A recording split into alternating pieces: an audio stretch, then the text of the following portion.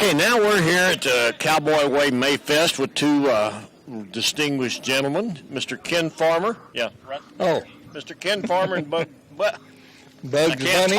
Okay. Buck Stanky. Tell us what are y'all doing here, and tell us about some of your background. I know you've been in many movies. You've worked with some really good stars, and I know you've written a bunch of books, but I don't know about your acting career. So start out, Ken. Tell us all about it. Well, I was born at a very early age, of course. So, yeah. In Kilgore, Texas. We were talking earlier about theater. Oh, yeah. And but it really started when I was 6. They said I had a loosey tongue. Oh.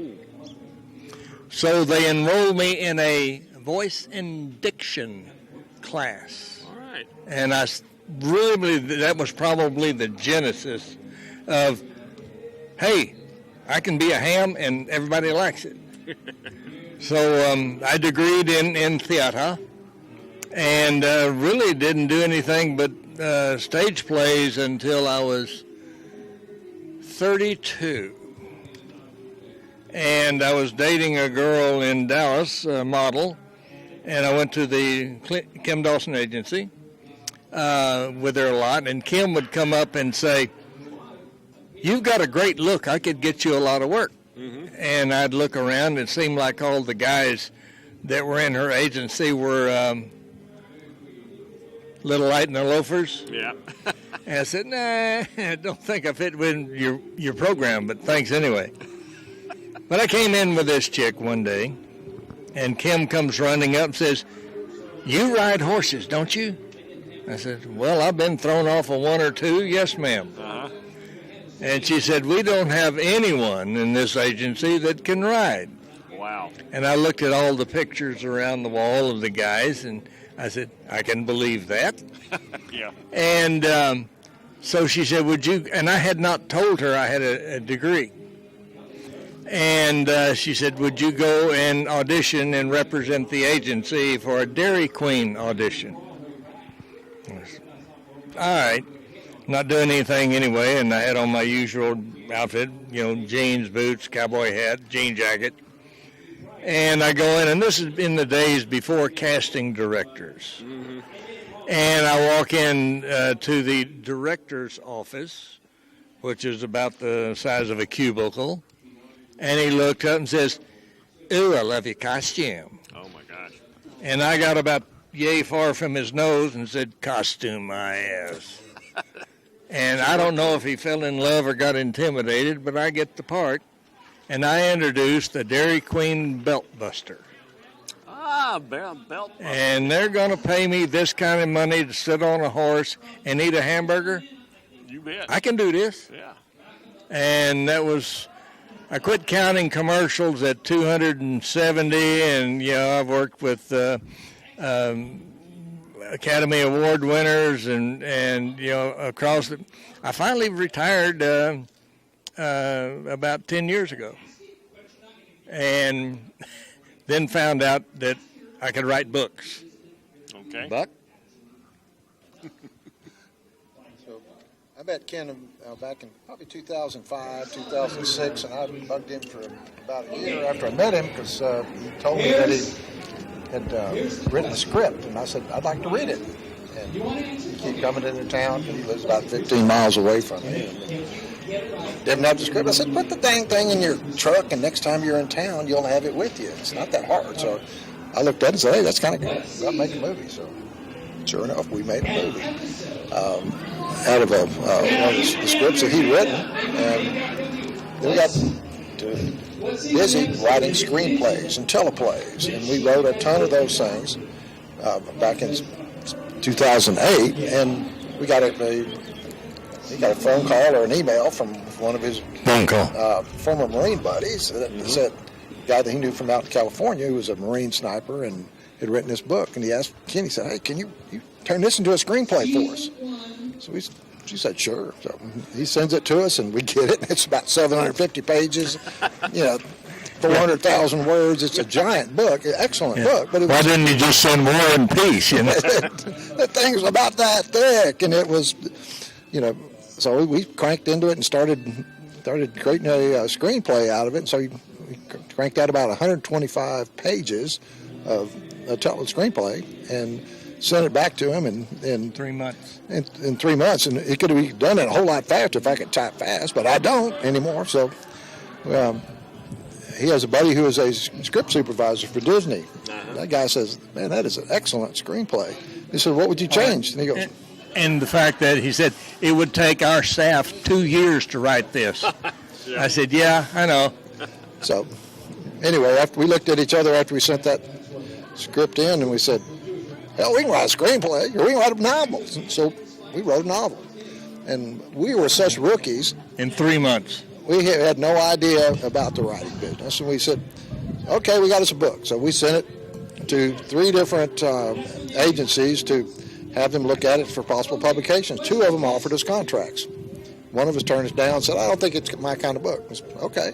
So we kind of flipped a coin on the other production, or the producers, and the publisher that we chose up in Oklahoma, and it took them 11 months to get our text that we'd written into print. In the meantime, we wrote 2 other books. And after we said, we can start our own publishing company. There's no reason. We'll just took our movie production company and converted it into a publishing company, and we started writing and publishing books. And we won an award in North Texas Book Festival for best adult fiction in our very first, opportunity that we had to write. And said, okay. And we kept writing, and finally, after about, I think, the 4th novel, for some reason, it took off. We had really no idea why, but it turned out that it was in a hot new releases on Amazon, and boy, we sold thousands and thousands of books in 1 month, and we #1 bestseller. All the rest of our books took off in that category. That's called Black Eagle Forest, Blood Ivory. Yeah. So, and we wrote several more Blood Ivories, a couple more. We delved into some science fiction. We started writing some westerns. We came up with one called The Nations, and which was actually based on a screenplay that I had purchased from a friend of mine, Russ Marker. I knew Russ well. Okay, and I rewrote it. It wasn't about Bass Reeves when I bought it. So I rewrote the screenplay, and we decided, let's turn this into a novel. And we did it, 400 and something page novel as the first iteration of our Nation series about Bass Reeves, the first black U.S. Marshal west of Mississippi. It was a fascinating story, anyway. Oh, my goodness. And, there was very little written about him. So we got after it, and I'm on number 11 in the Nation series, and Buck wrote a Civil War novel, and so now I write mostly by myself. He writes by himself, and who knows, occasionally we may sit down and write together, if I don't kill him first. We did write, we each contributed a short story in a new book called Flynn the Series, and I don't want to be bragging or anything, but we've got 10 of the top 21 books on Amazon in Western, old Western, classic Western. So that's for 2 guys that are relatively new at writing. That's not bad. So we can. Who knew we could do that? Damn. How far apart do y'all live from each other? 16 miles. Yeah, just 20 minutes on a good day. With one another if you need to. Oh yeah, that's why internet, Skype. Yeah. We wrote many novels in the office of his gun shop. Really? But we found out early on that it was important that we give each other assignments and say, look, I'm going to write this air battle over here, and you write about the guys down in the White House. Why? Because if we both write about the same guys in the White House. We did that once. We did, and we at the end of the next day, I email him his stuff, and he emailed his stuff back, and I'm going, it looked like the same stuff. I mean, really, Yeah. the words were almost identical, almost Wow. line for line. By this character said this one, they were playing. That's a waste of time because we're covering the same story, we're plowing the same ground. So we would give each other stuff, and we would edit each other's work. Just the internet's great. I can send him my file, he sends me his, and I correct all of his spelling errors. And he has a problem with question marks, like and tail quotes. like a sentence. Where are you going? Period. No, it's a question. It has a question mark. The answer, where, is a question. So In my mind, it says, "Where are you going?" Your statement instead of a question. But no, it came out as a question. But what my fingers Oh, okay. was Your Anyway, fingers so- didn't. Okay. No, so Followed we through. go back and fingers forth. lie. Yeah. And when we work that way, that's how we can be so prolific. As we're not sitting there together and saying, "Well, what will he say next?" And I think No. he'll say this. No, we don't argue about that. We don't have pride of Well, we authorship. brainstorm plot lines. Yeah. Let's sit there and brainstorm it out, and then say, okay, you take that part, I'll take this part. Once we brainstorm and then figure out, but that's all we do together. I mean, because we write so similarly that it just flows.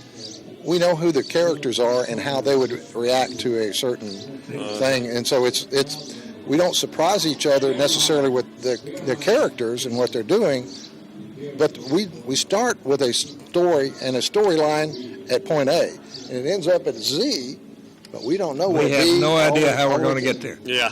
So it's amazing that we can actually create books like that, because some people outline and have a plot and subplots. We're and these things. known as pantsers. So, and we'll have some great little gotcha moments in there and things that. What is that term, Ken, that you want to use for when it's a Twist? A twist, a plot twist. We'll throw these things in there that That people you say, don't see coming. I said, man, I didn't expect that. And he'll surprise me with one of them, and I'll sometimes surprise him back. So And we got this thing, Do you critique? I can't easy talk. for you to say, I know. Do you critique each other's work a little. a little? we edit it. I mean, we'll sometimes. Other than the fact I might say, well, that sucks, Buck. You know? No, not The really. thing I like about Kenny's so subtle is Yeah. Yeah. Ain't no need in beating around the bush, you know what I mean? Oh yeah. But it really boils down to we want to be accurate. Now, Buck is a gunsmith. Mm-hmm. We need to know something about guns, whether they're period or modern guns. He the man. Okay. Me, I know horses, tack, Western lingo, history, and so I handle kind of that when we're doing the Westerns. Good. Well, y'all make a good team. Yeah. The way we do, we complement each other's weaknesses, because I have a degree in engineering management. I was an Air Force pilot and a pilot for Delta Airlines for 25 years. And I also owned a ranch and have a degree in farm and ranch management. And, AI certification, that's artificial insemination, for those of you Yeah, not there's another one familiar with easy to say. Yeah. So easy, but Especially this afternoon. yeah, but we, I've got a degree and I know some things about horses and cattle, but Ken's an expert on horses. I've only owned one horse, and he's probably owned 15 or 20.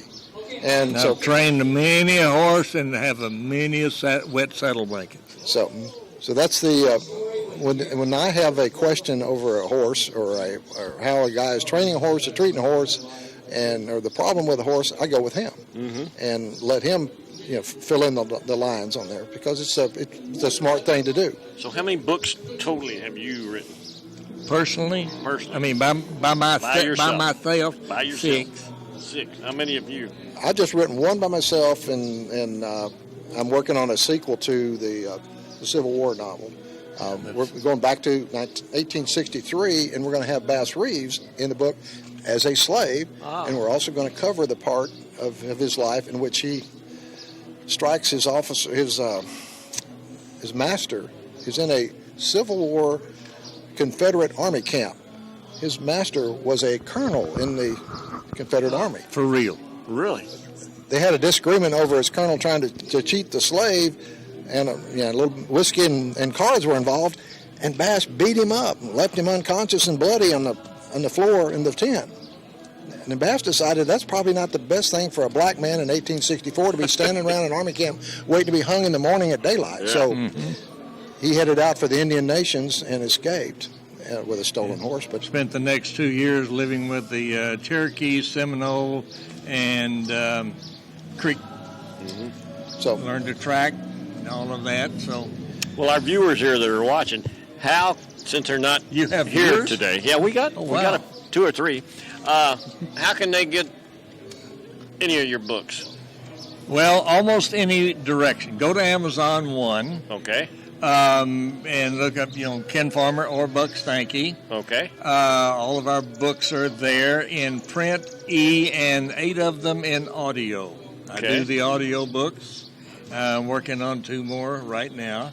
Or they can go to timbercreekpress.net. Okay. Is that say that again? That's our website. Timber Creek Net. No, timbercreekpress.net. And can order signed print. All right. Right. I mean, actually, the books are free, but they pay out the nose for our signatures. For your signatures. Yeah. Okay. Well, that's the way it works. Yeah, everybody needs. I read one of your books. What? A while the one back. With pictures? Yeah, I had a bunch of pictures. No, that was Peanuts. Never mind. But I'm looking forward to reading some more. Well, I'm on number 11 in the Western series, entitled Steel Dust. Now, you know what Steel Dust, yeah. It's the a horse, color, yeah. Horse color. Yeah. And it involves a little bit of mysticism. Ah. And if I told you what it was, I'd have to kill you, but so we'll... Okay, well, we'll we'll just say you'll find out. I like to deal with a lot of the Native American mysticism, and because it was a major part of their culture. Mm-hmm. And it is still today. Yeah. And so I said, ooh, things that you go back, could that have happened? And you go to Google it and you find it, damn, it did. It did? We write fiction, but we actually call it faction. It's a mixture of fact and fiction. And we like it when a reader is so engrossed by it that they go through and Google it, and you find out this is real, and wait a second, that never happened. Well, it's because we made it up. That's Well, gentlemen, I sure enjoyed having y'all on. And is there anything else y'all want to add to it before we close?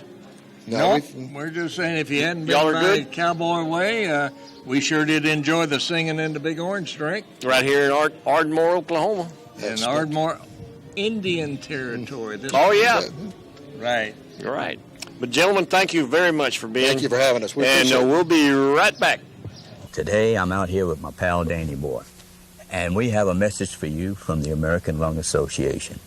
If you don't smoke, don't start. And if you do smoke, find a way to stop. Now, we know that it's not easy, so check with your doctor. He'll be the first one who'll be glad to help show you the way.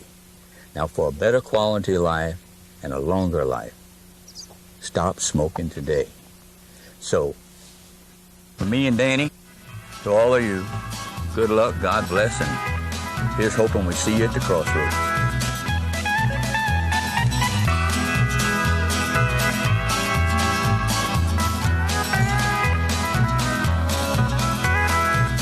All right, and welcome back to Crossroads Live. We are here in Ardmore, Oklahoma, on the road. We are at the Cowboy Way Mayfest Festival, right? And I am here with Alan By. Welcome to the show, my friend. Thank you. Good to see you. Oh, that's awesome. You're just slicker than a brook trout, and it's nice to be talking to you again. All right. Well, I'll tell you what, you represent and play one of my favorite characters of all time, Gabby Hayes. Yes, sirree, Bob. He was one of my favorites, too. Yeah. How about, but I understand a lot of people don't know that he was one of those guys. He was actually a classical actor at one time. Yes, he did Shakespeare at one time, and he worked on vaudeville. He could play harmonica. He could tap dance. and he could do all kinds of different things. And he was a pretty decent singer. As a matter of fact, he did a movie with Roy where he did tap dance a little bit. Really? Yeah, it was supposed to be a Halloween thing, and this little boy had coonskin caps, and he's wearing 2 guns for one of the few times, and they did this little tap dance routine. Wow. He was a very talented man, unlike me, but he was awesome. Well, you get to represent him. You're darn tootin'. Well, you've been up to the Roy Rogers Festival. Tell me about that. How did that get started? The Roy Rogers Festival of Portsmouth? Yeah. Because that's where Roy Rogers went to school. Oh, okay. He lived in a little town outside of there, and he went to school in Portsmouth up until he got out of school, and then he worked there until they went to California. Ah, okay. So, yeah. Well, have you been able to? Has any movie offers come your way, or have you done any movies? well, we had a gentleman that was a Lone Ranger fanatic. So he spent his life savings to do a movie, and he got it all lookalikes. And I played the part. I was Wendy, and rather than being Gabby in that one, because he had another gentleman be Gabby, and we filmed most of it in Ohio and stuff. So I did do that one. It seemed like I remember actually Gabby Hayes actually playing a character named Wendy in a couple of movies. Well, that's where he started out getting famous. He was Wendy with Hopalong Cassidy. That's it. Yeah, right. And then later on, he did his last movie with Wild Bill Elliott, and he had the character of Wendy. Okay. Only he was a mountain man rather than... Oh, really? Yeah. Well, he did... Actually, how many movies do you think he did with Roy? He did 40-some. Pretty good run. Yeah. And I know there was one movie I was watching where he was with Gene Autry. He actually did 4 movies with Gene Autry. And one of the first ones that Gene Autry did was Tumbling Tumbleweeds. And Gabby played the guy that was the head of the medicine show. But he didn't have a beard. He had just a big old mustache and stuff. And the main comedian in that one was Smiley. And he was just, he was there just being their boss, and just a small role, actually. But, right. And he then later on, when he signed with the Republic, he did one of my favorite movies called In Old Monterey, where he was Gabby. It's probably the first time he used the name Gabby. See, he was Wendy with Hoppy, and then when he left to go to Republic Studios, they wouldn't let him take the Wendy name. So that's how the Gabby name come up. Yeah. And he said later on that he liked the name Wendy better, but then so many people got used to it, he just accepted it. Yeah. Well, he was so right for that part. He was so right for that part, And in real life, away from all this, what do you do? Well, I'm retired. I worked 25 years for Tennessee Oil Company, and I did that for 25 years. And then where I was at, they closed down, so I got a pension to leave. And then the last 11 years that I worked as a night watchman and stuff. And now I'm a hospice volunteer. Okay. I visit veterans and stuff. Okay, that's very good. Very good. So, yeah. But I only do that a few times a week. But yeah, well, that's great. Well, I'm a veteran, and I appreciate it. Helping a lot of people, because we know our veterans need help. Yeah, and, they're enjoyable to visit with. I love it. Well, great. So, but you're doing that as a volunteer. Right. Yeah, right. But I know a little bit about the folks who work with hospice because my wife went through it, and and they were so good. Yeah, they were so good. I work for 2 different hospice companies, and all the people I work with are just wonderful people. Yeah, they care so much. Yeah, well, that's great that you have that to do and help people, and it's wonderful. Well, if I hadn't been a veteran myself, it would have been a lot more difficult. Because I deal with veterans, and there's a special bond between all veterans and stuff. Yeah. So what branch of your service? I was in the Army. You won't hold it against me if I tell you I was in the Navy, will you? No. Dead, burned whippersnappers anyway. Yeah. So, no, it's fine. Yeah, well, that's great. Well, listen, I want to take the time right now to thank you for coming over here and visiting with us, telling us a little bit about your life, about your playing Gabby Hayes, one of my heroes. I loved him. I thought he was wonderful. I did too. Yeah. Thank you so much, sir. I appreciate Yes, your time. sirree, Bob. You're darn Why, you tootin'. young whippersnapper. You young whippersnapper. By golly. All right. She fell in love with Western swing. She was just a singing teen, and it was back in Grandpa's day. She was learning how to play Wills and Cooley on the stage, and yodelers were all the rage. No one had a clue this little gal could yodel it too. Little yodel lady, show us what you got. Let us hear a yodel. Come on, give it a shot. Little yodel lady, won't you do your thing? Show us how to yodel Western swing. Yodel, yodel-oo-dee, yodel, yodel-oo-dee. They yodel, yodel-oo-dee, I yodel, ah. You want to plug back in? It's your verse. A little failure there, I'm sorry. One day her chains had come around, traveling band came to their town. She had her guitar in hand, they asked her up to join the band. The dancing crowd began to sway, swinging beats swept her away. It came her turn to sing a line, her yodel came in snappy time. They hollered, little yodel lady, show us what you got. Let us hear a yodel, come on, give it a shot. Little yodel lady, won't you do your thing? Show us how to yodel Western swing. Yodel, yodel-oo-dee, yodel, yodel-oo-dee, yodel, yodel-oo-dee, I yodel, ah. Well, now faded love has, let me do this again.